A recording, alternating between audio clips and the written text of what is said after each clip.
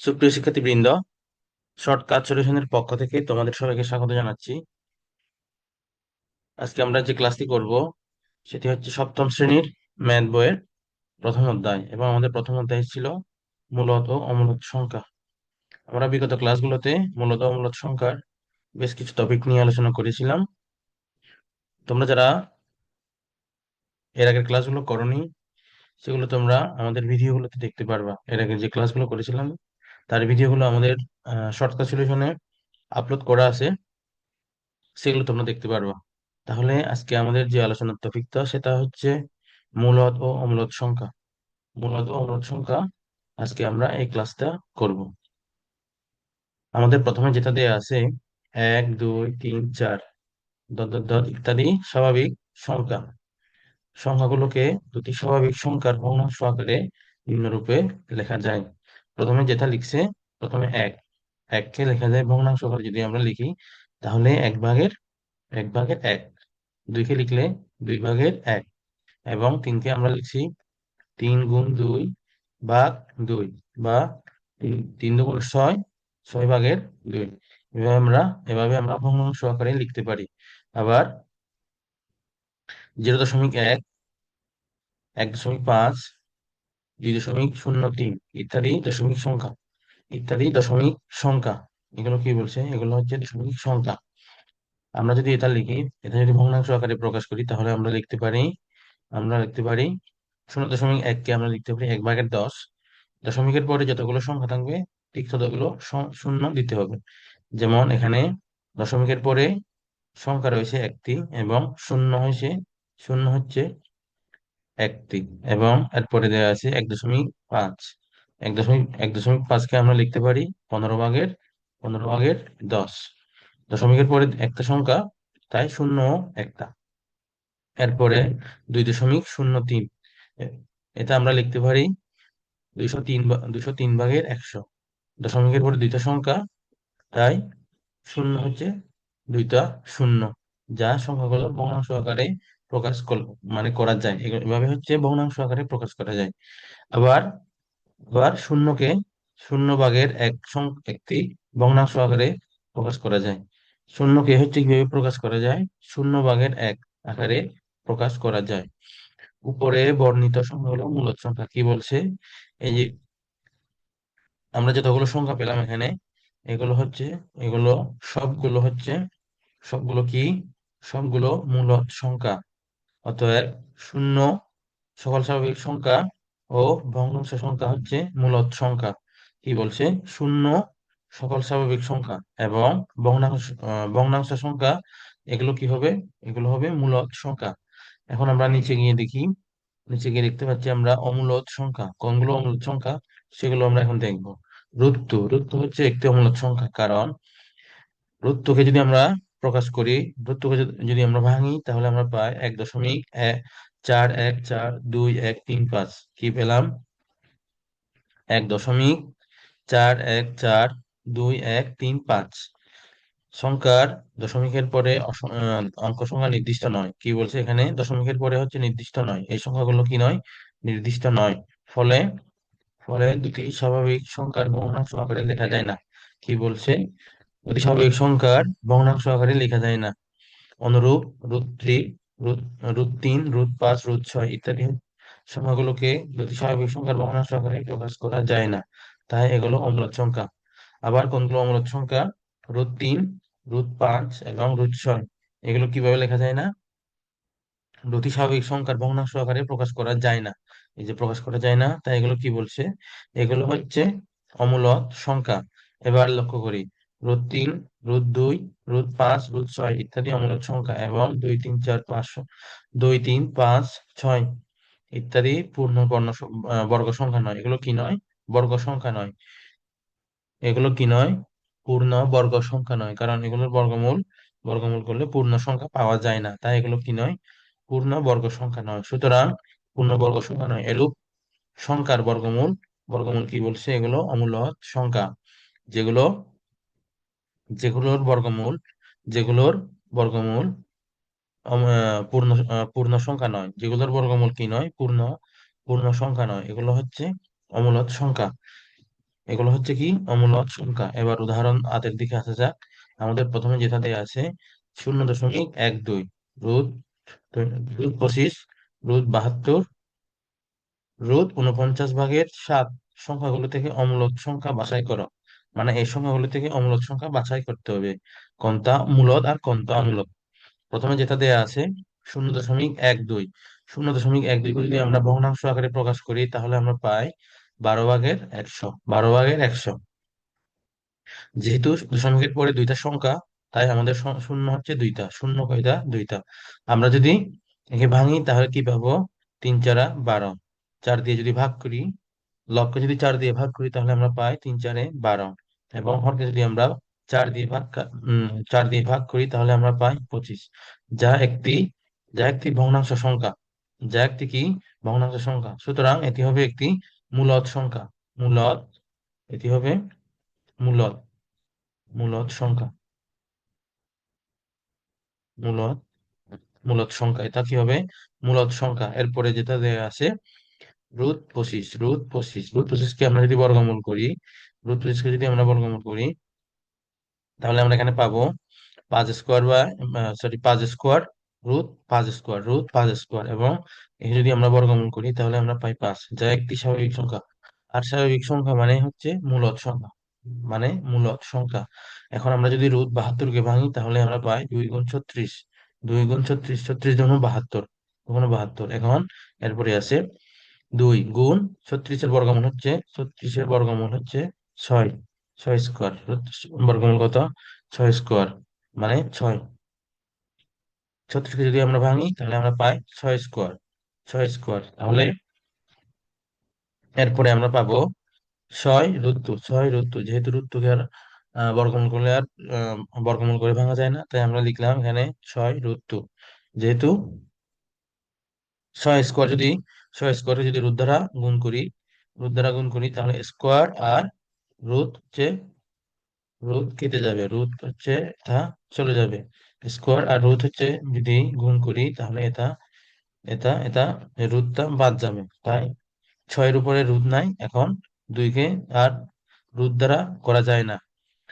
Root টুকে হচ্ছে স্বাভাবিক সংখ্যা আকারে প্রকাশ করা যায় না। স্বাভাবিক সংখ্যা আকারে প্রকাশ করা যায় না, যা ভগ্নাংশ আকারে লেখা যায় না। সুতরাং হচ্ছে সুতরাং 6 √2কে যেহেতু আমরা ভগ্নাংশ আকারে প্রকাশ করতে পারতেছি না, তাই তাই √72 হচ্ছে কি অমূলক সংখ্যা। √72টা কি অমূলক, অমূলক, অমূলক, অমূলক। √72 কি? √72 হচ্ছে অমূলক সংখ্যা। এরপরে যেটা দেয়া আছে √49/7, √49/7, √49/7কে যদি আমরা ভগ্নাংশ আকারে প্রকাশ করি তাহলে উপরে উপরে হচ্ছে 49কে যদি ভাঙি তাহলে 7 স্কোয়ার, মানে 7 × 7 = 50, রুট রুট 7 স্কোয়ার, নিচে হচ্ছে 7। এবং এরপরে যদি 7 স্কোয়ার, 7 স্কোয়ারকে যদি রুট দ্বারা গুণ করি তাহলে আমরা পাবো 7 এবং নিচে থাকবে 7, 7/7। তাহলে 7 7 কেটে গেলে হয় কত? কেটে দিলে হয় কত? 1। সুতরাং এক একটি স্বাভাবিক সংখ্যা। তাই √49/7 হচ্ছে হচ্ছে কি মূলদ সংখ্যা। এটি একটি কি মূলদ সংখ্যা। সুতরাং 0.12, √25, √49/7 মূলদ সংখ্যা। এগুলো কি হবে? মূলদ সংখ্যা। এগুলো মূলদ সংখ্যা। আর বাকি √72 হচ্ছে অমূলদ সংখ্যা। √72 কি অমূলদ সংখ্যা। এরপরে আমাদের যে অঙ্কগুলো দেওয়া আছে সেগুলো আমরা করব। আমাদের এখন দেওয়া আছে কাজের বেশ কিছু অঙ্ক এখানে দেওয়া আছে, এগুলো আমরা এখন সমাধান করব। প্রথমে যেটা দেওয়া আছে 1 সমস্ত, 1 সমস্ত 2 ভাগের 1, 1 সমস্ত 2 ভাগের 1কে যদি আমরা প্রকাশ করি তাহলে হবে 2, 2 একে 2, 2 এর আগে 2 একে কত? 2 একে 2। তারপর 2 একে 2 গুণ করলে 2 একে 2 হয়। তারপর 2 এর সাথে 1 যোগ করলে কত হবে? 3। যা একটি যা একটি যা আমরা ভগ্নাংশ আকারে লিখতে পারি, যেটা আমরা ভগ্নাংশ আকারে লিখতে পারি। আমরা জানি ভগ্নাংশ আকারে যেটা লেখা যাবে সেটা মূলদ সংখ্যা, সেটা হবে মূলদ সংখ্যা। এরপর এরপরে যেটা দেয়া আছে রুট 4 ভাগের 4 ভাগের 25, 25, 25। আমরা যদি একে ভাঙি তাহলে কি পাবো? 4কে যদি ভেঙে ফেলি তাহলে হবে 2 স্কোয়ার। আর 25কে যদি ভাঙি তাহলে হবে 5 স্কোয়ার। উপরে থাকবে উপরে থাকবে থাকবে রুট। এখন যদি স্কোয়ার আর রুট কেটে গেলে বাকি থাকে 2, 2। আর এ স্কোয়ার আর রুট কেটে গেলে নিচে থাকে 5, যা একটি ভগ্নাংশ সংখ্যা, যা আমরা ভগ্নাংশ আকারে প্রকাশ করতে পারি। সুতরাং এটিও এটিও কি হবে? মূলদ সংখ্যা। এটিও কি হবে? মূলদ সংখ্যা। এটিও মূলদ সংখ্যা হবে। কি হবে? এটিও মূলদ সংখ্যা। এরপরে আমাদের দেওয়া আছে কি? 27 রুট 27 ভাগের 16, 16। আমরা যদি আমরা যদি প্রকাশ করি তাহলে আমরা পাই, নিচে পাবো 4 স্কোয়ার, 4 স্কোয়ার। আর উপরে পাবো 9 গুণ 3, মানে 3 9 27। 3 9 কত? 27। এরপরে আমরা পাবো এই স্কোয়ার আর রুট যদি কেটে যায় তাহলে নিচে থাকবে 4। আর তারপরে 9কে যদি আমরা ভাঙি, 3 স্কোয়ার, 3 স্কোয়ার গুণ কত? 3, 3 স্কোয়ার গুণ 3, 3 স্কোয়ার গুণ 3। এরপরে এরপরে আমরা পাই নিচে থাকবে 4। সরি, এটা এভাবে হবে না। আমরা এভাবে লিখি, এটা এটা এখানে দিই। তারপর এই স্কোয়ার আর এই স্কোয়ার আর যদি রুট কেটে যায় তাহলে আমাদের থাকবে, আমাদের কি থাকবে? আমাদের থাকবে 4, 4। আর এই স্কোয়ার আর যদি রুট কেটে যায় তাহলে থাকবে 3 গুণ 3 গুণ কত হবে? যেহেতু এখানে কোনো স্কোয়ার নাই, এই 3-এর এখানে কোনো স্কোয়ার নাই, তাই এখানে এটা বসবে 3, √3। সুতরাং আমরা লিখতে পারি 4, নিচে থাকবে 4, উপরে থাকবে 3 √3, যা আমরা যা আমরা হচ্ছে ভগ্নাংশ আকারে লিখতে প্রকাশ করতে পারি না। ভগ্নাংশ আকারে প্রকাশ করতে পারি না, যেহেতু এটা ভগ্নাংশ আকারে প্রকাশ করা যাচ্ছে না, সুতরাং এটি মূলদ সংখ্যা নয়। তাহলে এই সংখ্যাটি হবে অমূলদ সংখ্যা। তাহলে কি হবে? এটা হবে অমূলদ। এই যে ক্রস দিলাম এখানে, ক্রস চিহ্ন মানে অমূলদ সংখ্যা। কি হবে সেটা? তাহলে এটা হবে অমূলদ সংখ্যা, অমূলদ সংখ্যা। এরপরে আমাদের এরপরে আমাদের দেয়া আছে আহ 1.1.1.0563, 1.1.0563। আমরা যদি একে প্রকাশ করি, ভগ্নাংশ আকারে যদি প্রকাশ করি তাহলে আমরা পাবো, উপরে যাবে উপরে যাবে উপরে যাবে হচ্ছে 1 1 0 5 6 3। আর নিচে আসবে 1। যেহেতু এখানে 4টা সংখ্যা, দশমিকের পরে যদি দশমিকের পরে যেহেতু 4টা সংখ্যা, তাহলে 4টা শূন্য চলে আসবে, শূন্য চলে আসবে। তাহলে আমরা দেখতে পেলাম এই সংখ্যাটি এই সংখ্যাটিকে ভগ্নাংশ আকারে প্রকাশ করা যায়। এই যে এটা ভগ্নাংশ আকারে প্রকাশ করা যায়। সুতরাং আমরা বলতে পারি 1 দশমিক 1 দশমিক, এই যে এটা 1.0563 একটি মূলদ সংখ্যা। এরপরে আমাদের দেয়া আছে √32। কত দেয়া আছে? Root root 32, 32, 32। আমরা যদি একে প্রকাশ করি তাহলে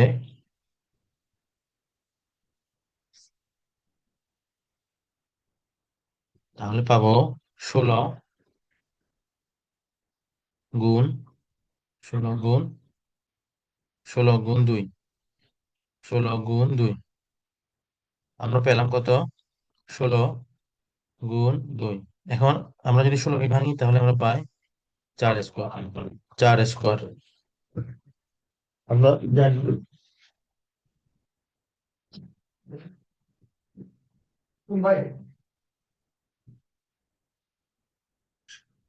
আমরা দেখতে পাচ্ছি এখানে 4 স্কোয়ার। 4 স্কোয়ার গুণ হচ্ছে, গুণ কত? 2। 4 স্কোয়ার গুণ 2।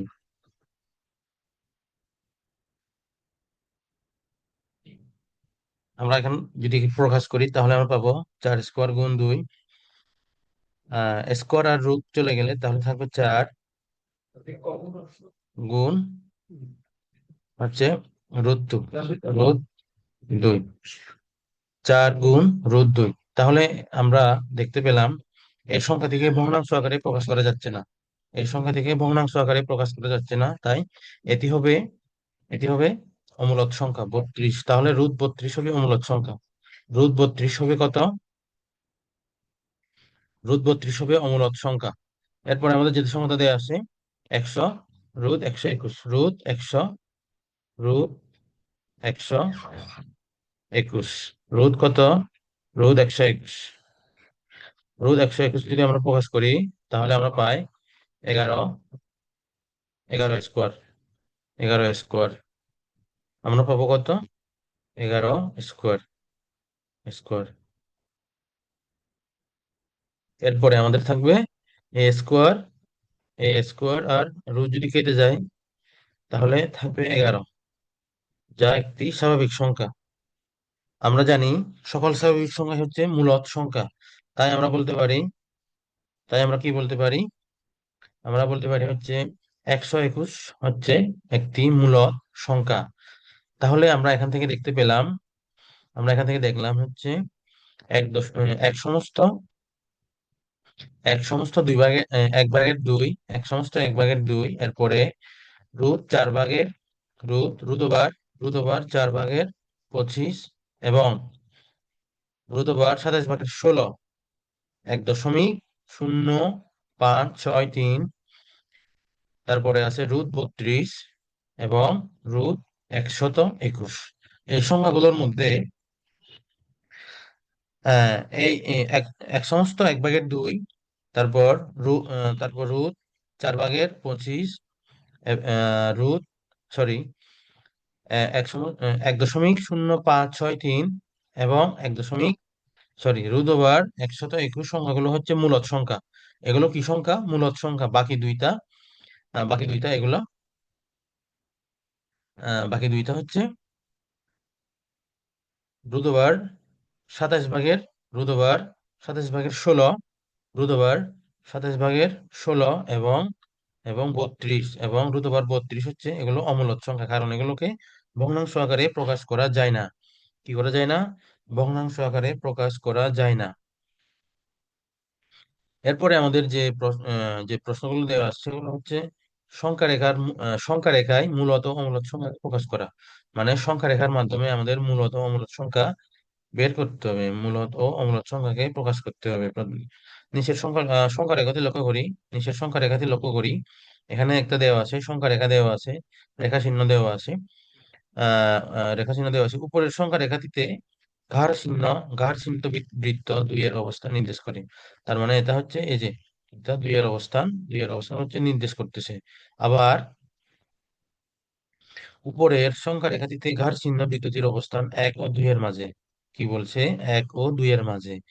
1 ও 2 এর মাঝে ঘাড় চিহ্নিত অংশটুকু 4/3 অংশ। কি বলছে? 4/3 অংশ। এখানে কি বলছে? এখানে এক, এক, দুই, সরি, উম কি বলছে? এক, এক, 2, 3 এবং কত? 4। এই যে 4। তাহলে কি হবে এখানে?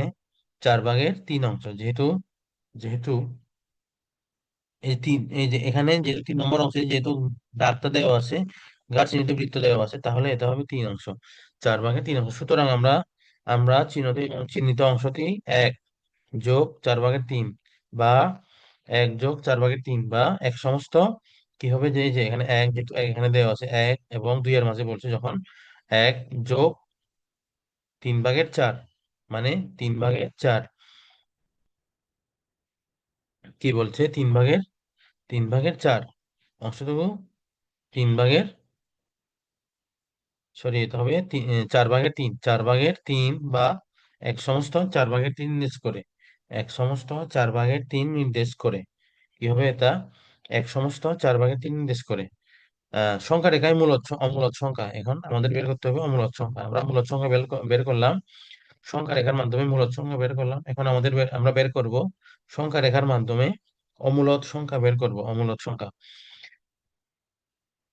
এখানে দিয়ে আছে √3 একটি অমূলদ সংখ্যা, যেখানে √3 একটি অমূলদ সংখ্যা, যেখানে √3 সমান হচ্ছে, √3 এর মান হচ্ছে 1.732, 1.732 সমান হবে 1.7 আসন্ন মান। এটা কি হবে? 1.7 আসন্ন মান। এবার সংখ্যা রেখায় 1 ও 2 এর মাঝের অংশকে সমান 10 ভাগে ভাগ করে সপ্তম অংশটি গাঢ় করি। সপ্তম অংশটি কি করব? গাঢ় করব। তাহলে আমরা পাবো, তাহলে আসন্ন মান 1.7, তো তা √3 নির্দেশ করে। কি কি করবে? এটা √3 নির্দেশ করবে। এখানে আমরা যদি এখান থেকে 1 থেকে 2 এর মাঝে, এই যে 1 থেকে যদি 2 এর মাঝে দাগ কেটে নিই, তাহলে 1 2 3 4 5 6 7 8 9 এবং 10, এই দশ তাহলে এখানে 7, এই 7 নম্বর স্থানে ঘাড় চিহ্নিত অবস্থান করছে। তাহলে এটা হবে √3। অতএব ঘাড় চিহ্নিত বৃত্তটি রেখা √3 এর অবস্থান। তাহলে এটা কি হবে? এই যে এই অংশটি হবে √3। তাহলে এটা হবে √3। এটা বুঝতে পারছি? ঠিক আছে। এখন যে এবার আমরা যে কাজগুলো দেয়া আছে এগুলো আমরা সমাধান করব। কাজগুলো দেওয়া আছে এগুলো আমরা সমাধান করব। প্রথম যে কাজটি দেওয়া আছে সেটি 3, সংখ্যা রেখায় 3 প্রকাশ করতে বলছে। সংখ্যা রেখায় 3, আমরা যদি শুরু থেকে নিই, 0 1 2 3 5 6 7 8। এখন আমরা যদি এখানে 0 1 2 3 4 5 6 7, আমরা এভাবে প্রকাশ করলাম। তাহলে 3-এর জায়গায় এখানে বৃত্তটি সংখ্যা রেখাটি প্রকাশ করতে হবে। তাহলে এখানে হবে বৃত্তটি, এখানে হবে সেই বৃত্তটি। এটা আমরা দেখলাম। এখন এরপরে আছে 2/3, 2/3, 2/3 মানে 2/3। সরি, এরপরে আছে 3/2, 3/2 অংশটি প্রকাশ করতে হবে। এখন আমাদের 3/2 অংশটি প্রকাশ করতে হবে। আমরা যদি লক্ষ্য করি, 3/2কে যদি আমরা ভাগ করি, 3/2, 3/2, তাহলে আমরা পাবো 1.5, 1 দশমিক কত পাবো আমরা? 1.5। এখন 1.5, 1.5কে যদি আমরা লিখি, সংখ্যা রেখায় প্রকাশ করি, তাহলে আমাদের হবে 1 এবং 2 এর মাঝে, 1 এবং এই যে 1 এবং 2 এর মাঝে। তাহলে আমাদের সংখ্যা রেখাটি এখানে হবে, এখানে। তাহলে আমাদের হবে এখানে, এই যে এই জায়গায় হবে 1.2 এর, 1.2, সরি 1.5। তাহলে 1 ও 2 এর মাঝে হবে। কোথায় হবে? এখানে 1 ও 2 এর মাঝে হবে। এরপরে আমাদের দেয়া আছে 1.45, 1.45। আমরা যদি এভাবে প্রকাশ করি, এভাবে প্রকাশ করি, 0 1 2 3, যেহেতু 1.45 বলছে, তাহলে আমরা পাবো হচ্ছে 1.45। তাহলে একের একটু কাছাকাছি হবে, এটা মাঝখানে হবে না, কারণ 1.45 বলছে। তাহলে আমাদের হবে এখানে, এই জায়গায় আমরা প্রকাশ করবো। ঠিক আছে, এই জায়গায় 1.45 এখানে, মানে 1 ও 2 এর মাঝখানে হবে। কোথায় হবে? 1 ও 2 এর মাঝে। এরপরে আমাদের প্রকাশ করতে বলছে √5, √5, √5, √5, √5কে যদি আমরা প্রকাশ করি, তাহলে আমরা পাবো হচ্ছে √5,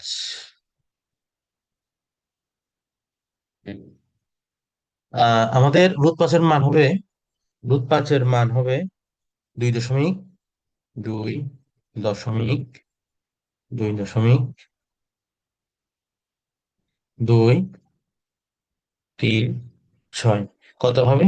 2.2.3 2.236। তাহলে আমরা পাবো এখানে, যদি সংখ্যাটাকে প্রকাশ করি তাহলে আমরা পাবো 1 2 3 4।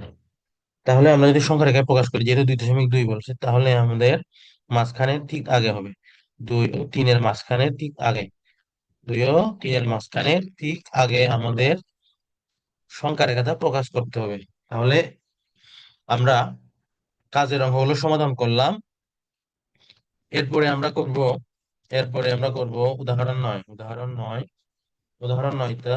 9 সমাধান করার চেষ্টা করব।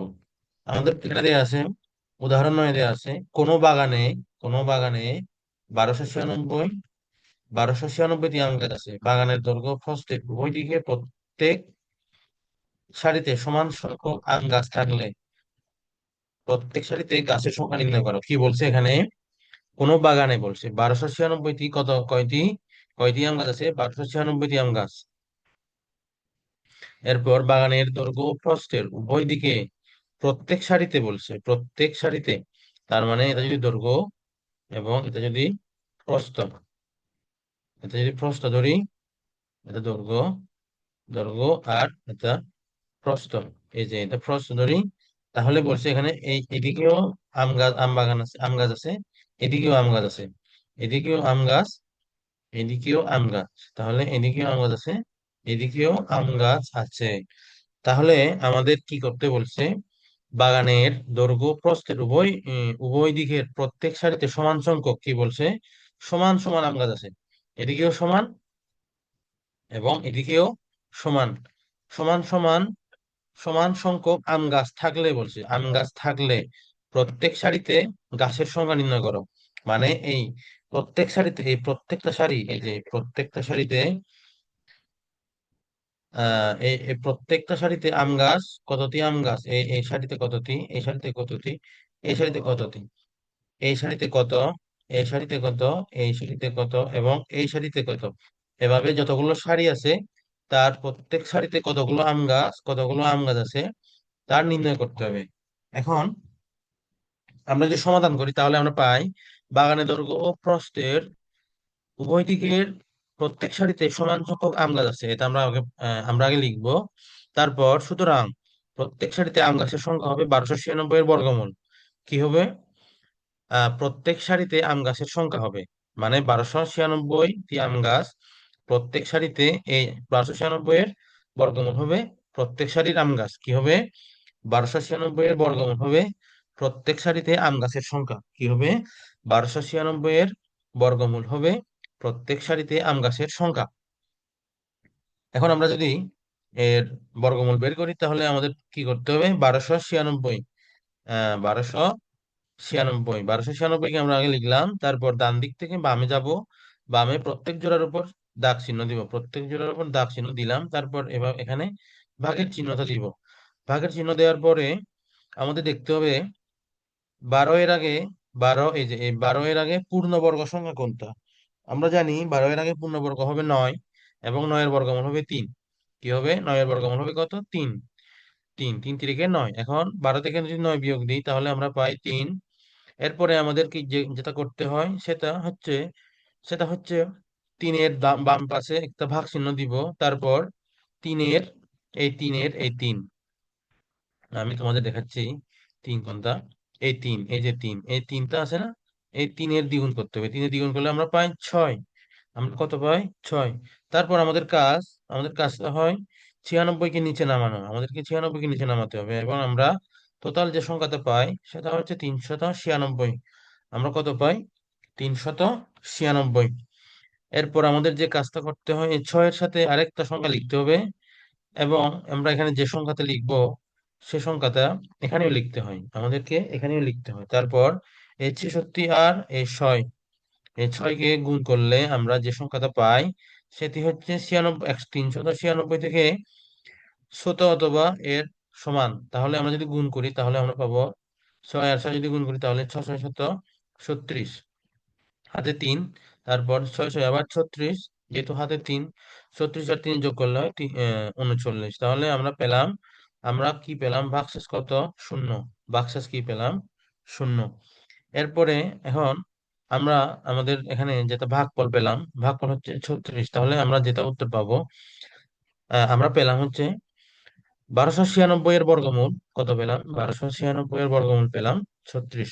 কত, 1296 এর বর্গমূল, 1296 এর বর্গমূল 36। সুতরাং আমরা কি বলছিলাম, আমাদের প্রশ্নে যেটা উল্লেখ করতে বলছিল, যেটা মান বের করতে বলছিল, 1296 এর বর্গমূল হবে, কি হবে, 1296 এর বর্গমূল হবে প্রত্যেক সারিতে আম গাছের সংখ্যা, কি হবে, এই প্রত্যেক সারিতে আম গাছের সংখ্যা হবে 1296 এর বর্গমূল। সুতরাং আমরা লিখতে পারি নির্ণেয় আম গাছের সংখ্যা কত, 36। কত লিখতে পারি, নির্ণেয় আম গাছের সংখ্যা হবে 36, হবে 36। এরপরে আমাদের আরেকটা উদাহরণ দেওয়া আছে, উদাহরণ 10। আমরা উদাহরণ 10 আগামী ক্লাস করব। আজকের ক্লাসটি এই পর্যন্ত। তোমরা যারা ক্লাসটি করেছো অবশ্যই তোমাদের ভালো লেগেছে। তোমাদের যদি ক্লাসটা ভালো লেগে থাকে তাহলে অবশ্যই লাইক আর সাবস্ক্রাইব, আমাদের চ্যানেলে লাইক আর সাবস্ক্রাইব করবা। আজকের ক্লাসটি শেষ করলাম। সবাই সুস্থ থাকবা, ভালো থাকবা। সবার প্রতি দোয়া দোয়া রইলো। আমার জন্য দোয়া করবা। সবাইকে ধন্যবাদ জানিয়ে আজকের ক্লাসটি শেষ করলাম।